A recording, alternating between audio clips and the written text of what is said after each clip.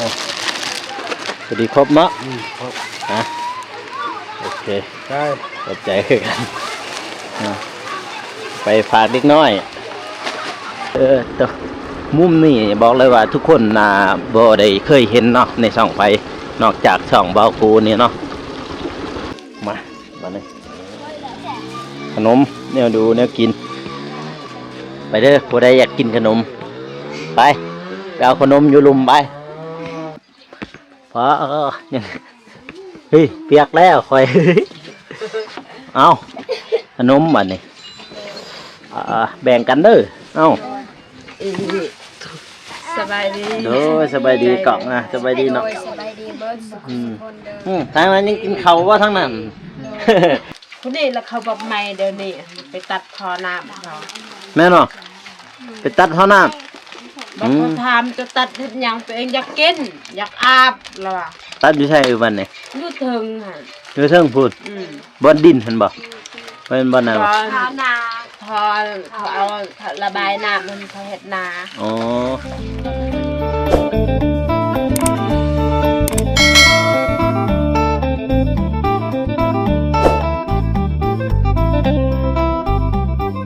มาพี่น้อยมาเยี่ยวร้านข้าไม่เท่าไรเนี่ยพ่อค่ะ15อ๋อเอาซองใหม่นะเดี๋ยวซื้อขนมก่อนมีกระแหลมบ่มีกระแหลมน้ำบ่โอ้โหของหมักเลยตกคนตกกันนึกกินแน่เย็นพี่น้องเอ้ยเราโกมักแน่เย็นเลยแหละ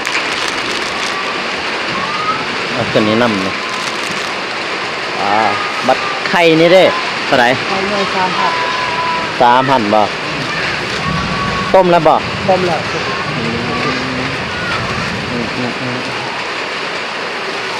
เอาอาหารหน่วยอ่ะแล้วจังไรกันล้างจังหน่อยแหละหาแล้วบ่ซื้อเอาวันนี้คิดเงินบัตรเลยรายเงินบัตรกดเดี๋ยว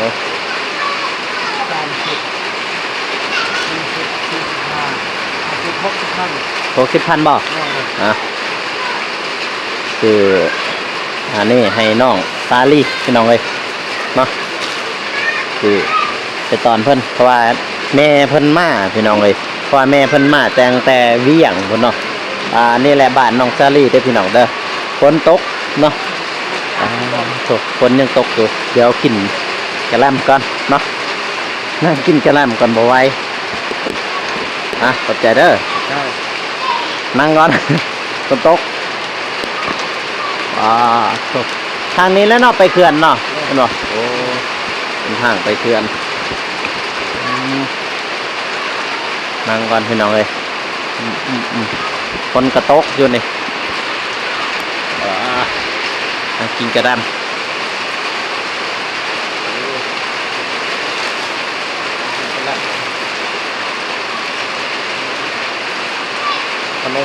ขนมแป้งพี่น้องเลยขนมปังเนื้อขนมแป้งขนมปังพอคนตกเรื่องของในพี่น้องเพราะว่าเราโปมักกินขนมอันนี้เนาะเพราะว่าแท่นเข่าก็ได้เนาะยังไง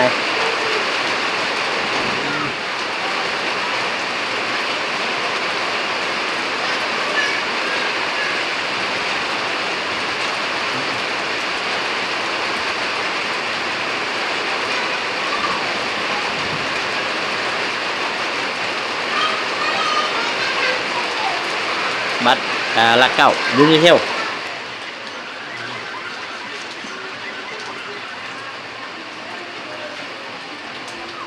เดี๋ยวซื้อขนมอีกให้น้องๆคน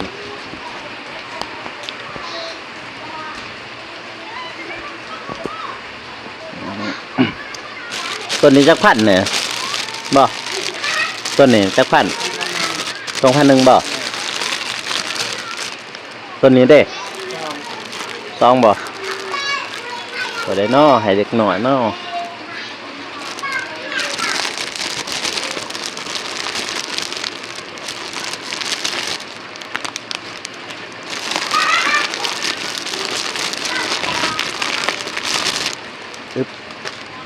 ตัวนี้จักพันเนี่ย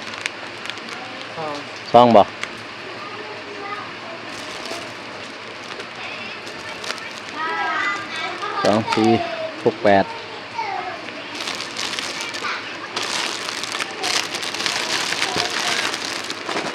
ตัวนี้เลยนี่ ทอง ฟังก่อนปะ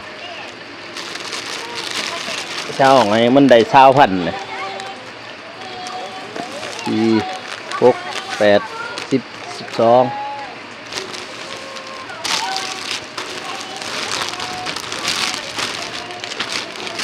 เอาให้มันไหล20,000ตัวนี้เด้นี่ ทองหมด ก็ไรล่ะ 16,000 16แล้วบ่ นั่งทองคน ยังอีก4,000เนาะ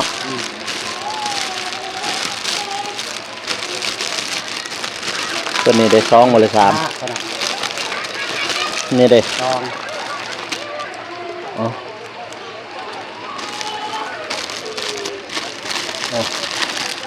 สวัสดีครบเนาะ ครบ นะโอเค ได้ ขอบใจคือกันไปฝากเด็กน้อยมันน่าจะเปียกดอกน้อยอึ๊บ ไปไปบ้านน้องสาลีคือเก่าไปหน่อยแวะมาซื้อแนวอยู่แนวกินแล้วก็ซื้อขนมปังเนาะว่าเบาโคแล้วว่าอยากขนมปังไปหน่อยวิธีบ้านของเจ้าน้องพี่น้องเนาะว้าวโทษนี่แหละบ้านน้องสาลีในมือก่อนเบาโกก็เคยมาทางนี้เนาะมาเที่ยวหรือว่ามาถ่ายลินพี่น้องเลยตัว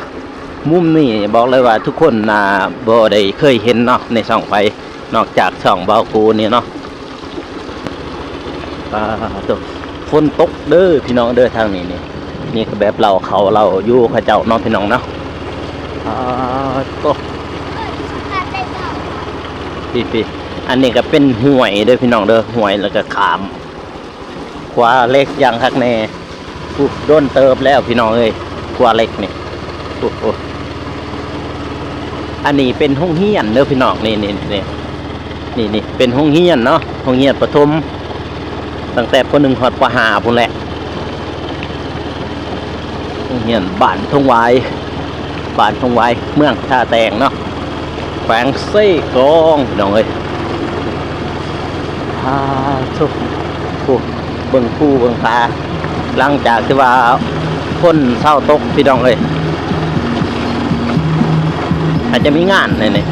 มีงานอยู่บ้านเขาเจ้าพี่น้องเอ้ยมีงานเนาะ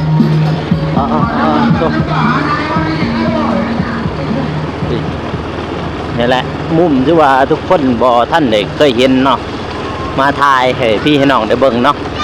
มุมนี้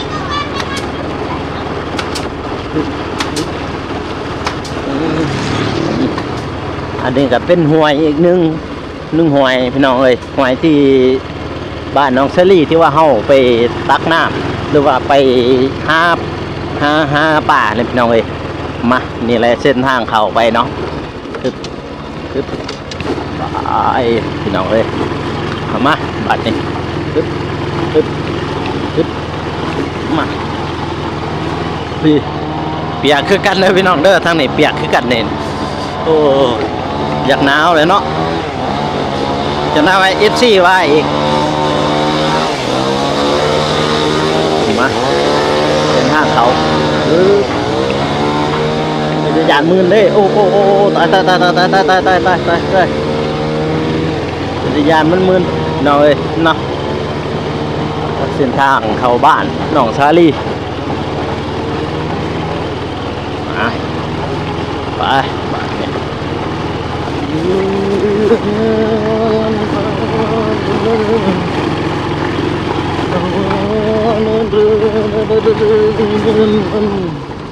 เดี๋ยวจอดรถกันพี่น้องเอ้ยจึงเขาไปหาหนองเนาะมองจอดรถมองเก่าเนี่ยแหละพี่น้องเอ้ย ฮึบ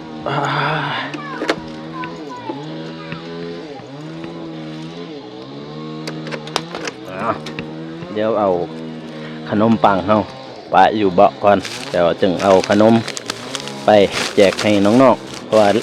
แต่ก่อนเฮามาเฮาบ่ได้สู้ได้ซื้อเนาะ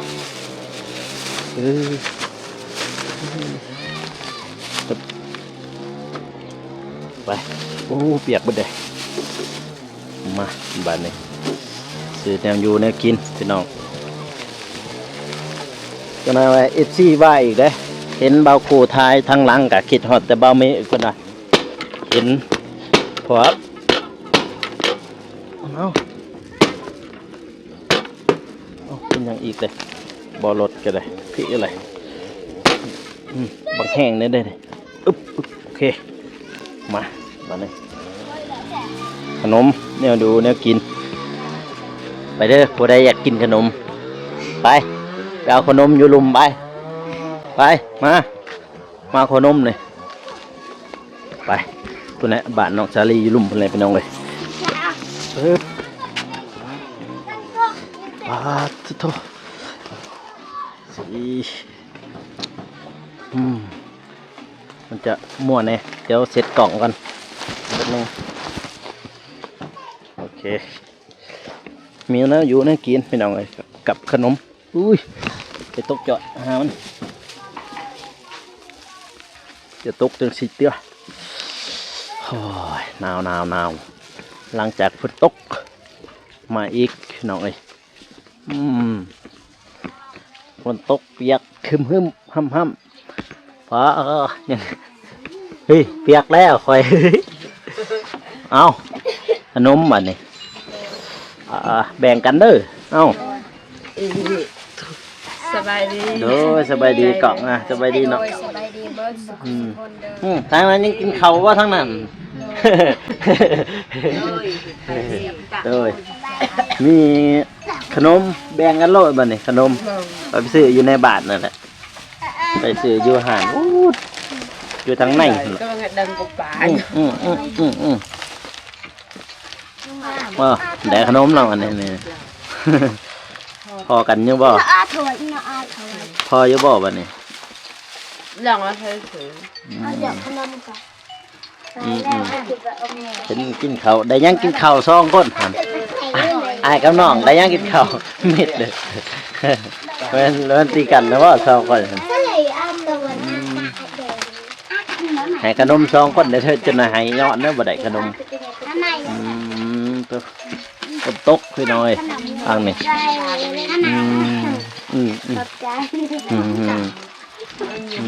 เนี่ยบ่ผู้เตี้ยหันผู้นี้บ่ลูกจะหันแม่นบ่ผู้นี้บ่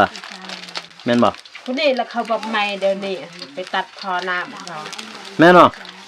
ไปตัดท่อน้ำบอกเขาทำจะตัดเห็นอย่างตัวเองอยากกินอยากอาบแล้วตัดอยู่ใช่วันนี้อยู่เทิงฮะอยู่เทิงพูดบนดินเห็นบ่เป็นบ่นาพอเอาระบายน้ำมันเขาเห็ดนาอ๋อคนไปตัดแล้วนี่เขาแบบไม่เท่าไรครับไปล้านหนึ่งเขาบอกเขาป้าเขาชี้หายใส่ล้านหนึ่งคนเกินไปปรับกันนั่นเลยพอน้ำมันพอดำมันตัวพอใหญ่พอใหญ่ฮะอ๋อเขาต่อบ่ได้บ่จ๊อกต่อกันได้บุญเจ้าของบอกให้ซื้อตัวใหม่พอแบบเดียวบ่พอสีดำอ๋อคนตัดขาดเลยบ่ได้ขาดเลือซ้ำเจาะหูซื่อกินมาแต่เขาไม่ได้ไปเบิ่งกินมาแต่ตั้งแต่เขาบักหลบลาแอกบาดเต็มเบาหลึกมา2-3 บาทบาทซื้อมาหนักออกไปปาดเรามันเป็นชีน่ะพวกเจ้าของเงินเขานี่พอคนนี้บ่จากบอลมานี่มาเอ็มบอกไม่ตกา4 บอลว่าตัวเองพัน4 บอลเอา9อันนั้นจอดบ่ได้บ่9อันนั้นนะ9อีกจังเลยเนาะ9จอดทอ9จอดก็ได้9ต้น9ยังฮะ9 กาวต้นหั่นส่วนหลายกาวต้นนะครับกาวต้นกาว AB นี่ค่ะจอดถ้าว่าท่อดำท่ออันนั้นกาวต้นจอดได้อยู่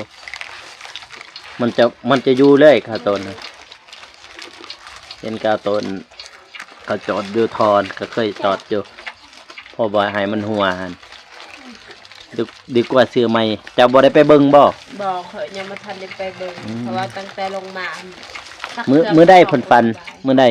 หลายมื้อ หลายมื้อละ ตั้งแต่พวกอันนั้น เบาโกนยังมันทันได้ลงมา อืมน้องซาลีเห็นแล้วบ่ บ่ได้ไปเบิ่ง บ่ได้ไปเบิ่งคือกันไปเบิ่งก็ติจึงสิมาปรับใหม่กัน ไปเบิ่งก่อนนะจึงมาบัดนี้แก้ไขได้บ่จะถามเขาว่าแก้ไขได้บ่ให้ตัวเองแก้ไขแล้วเอากาวจอดทันดีกว่าสิสืบหลานเลยสิเป็นหลานเอาเจ้าเงินมันใช้สินี่ก็เสียดายเพราะเงินเป็นหลานเด้ แต่งจักหน่อยเจ้าของนั่นเจ้าของทอนาเขาอยากเฮ็ดนา ซีบอลน่าจะหัวบ่ใหญ่ตีหัวใหญ่บ่ถามมาเบิ่งกัน เปาะ ไงบ่ นำเปาะไอ้แป้วไว้เลยเปาะหลับงาตะกะเปาะหลับ Ngâm hăng bỏ cái há thì có ngay nặng trên con áo. ăn gạch dầu ngay từ gạch nào bà qua thèm bảo anh ban bảo anh Bầm cái tiếng nó lại nó vơi. Cái này nó ngày yêu chào. mà em bảo anh tao ăn ở chân clo lời Bà nó một rồi. ซองบอลแบบตัวเป็นหัวเลยเวียดนามออกไป Cái cần tập bây giờ. Ăn cực kỳ. Ha, nhiều bà tuổi bị cười là. ลองบอลหัวใหญ่บ่ล่ะเบิ่งจะลองไปเบิ่งมันมีเนาะกาวแท้ถ้าแต่งเขาขายอยู่ซื้อกาวมาติดมันอยู่ตลอดเลยล่ะกาวมันเว้ยสิตัดอันนั้นมันก็ดีคือกันตัดสุดแต่เขาสุดแต่พระเจ้าเอากันเพิ่นน่ะพอเฒ่านอนแล้วเนาะว่าเฒ่าเนาะ นอนก็สบาย เราบ่สบายหน่อย บริกินข้าวซ้ำเป็นเดือนเลย มีสองคนเนาะกินข้าวเนาะ คนเอิญเอ็มเบิดคนมีพิษกันญาติกันแจว ญาติกันเลยแจวสองไอ้หนอหั่นปลาแฟดอีกซ้ำ โอ้ยใบแบบตะกี้เป็นตุ่มยังอันตอนยังผลิตปะกันมันพอแล้ว สองคนเนี่ยบ่ พอมันปะทิมข่อยเบิ่งผู้เดียว อืม แล้วพวกเอื้อยอันนี้เบิ่ง อืม กลางคืนก็บ่ได้หลับบ่ได้นอน แต่ก่อนก็อยู่นี่เลยบ่แต่ก่อนพวกนี้เกิดนี่สองคนนี่อยู่นี่เลยบ่อยู่เทิง ดินพวกเถอะซี อ๋ออยู่หั่นบ่ อืม อ๋อ แบบนี้คือกันเลย เพื่อนหั่น เฮือนนึง ดินไผอยู่หั่นดินพวก ดินพวกอ้ายพี่เอื้อยแต่บางคนก็ดินอ้ายคือกันใส่อยู่ พอคอยเสือข้อซื้อคือกันแต่บางคนบ่ได้ขาย อืม ตอนเขาได้เงินช่วงนั้น อืม ได้เงินที่ยืม อืม มันเป็นเงินนะ แต่เงินยืมผู้เขาไปในบ้านธุรกิจเนี่ยเขาไปในบ้านมันเขาอยู่ห้านใหญ่พุ่นนะอยู่มอเชียงทางเขาเขื่อนไปสิเรือฝนตกแต่นั้นก็ฝนตกแต่นึงฝนตกคือกันเล่นเรากินข้าวสองคนสองไอ้น้องนะกินข้าวเดี๋ยวให้ซีนให้เพิ่นสองคนนั้น แต่ดังยำมาให้ เล่นกินข้าวกับแจวพี่น้อย เบะดังมาอยู่ เขากับแจวบิเอาบิให้เราสองคนกินข้าว นี่ฮะกระเซาไข่ขนมมาจอยจอยแห้ง เขาใครหาหน่วยที่ก็ซื้อไก่หาหน่วยปุ่นไปแป้วไข่มา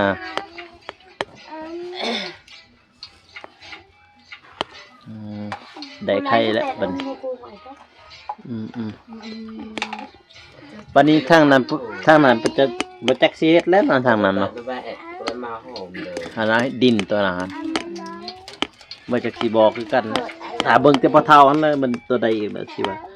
เกิดแล้วใช่เฮ็ดดินอยู่ดินนะถ้าขับปรับดินเห็นเนี่ยจะไปจับแป้งอันนั้นกระตอใหม่กระตอน้อยๆเห็นเด้ไปขุดมันออก ก็ไม่ยังเอามาเลย ขุดกระตอใหม่หันออกเลยจนน้อยขยันลดมาปรับดินเด้ แหละ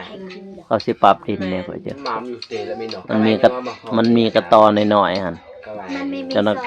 จะน้อยเขาเหยียบมันยากอยู่อืม